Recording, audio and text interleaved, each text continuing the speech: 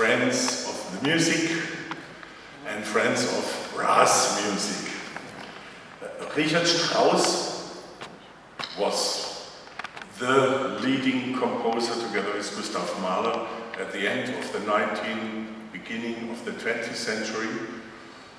And Paul Hindemith was the leading composer of Germany in the early days of the 20th century. Paul Hindemith had a completely different life than Richard Strauss. He was everybody's darling. Since he was composing, everybody liked Richard Strauss. He was the German composer. And in opposite of Gustav Mahler, who was Jewish, which was in this time already not so nicely welcome.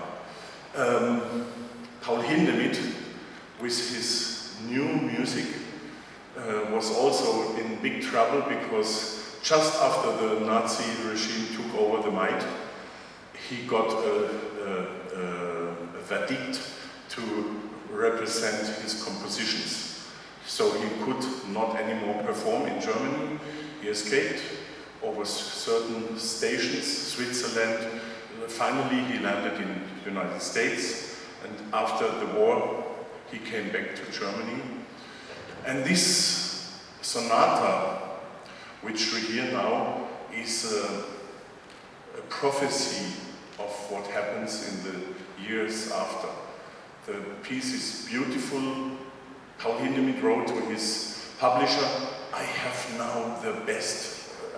written the best sonata ever. And he composed for all instruments, as you perhaps know. He composed for all, even for the tuba, even was the sonata. But this trumpet sonata was his darling. He loved it.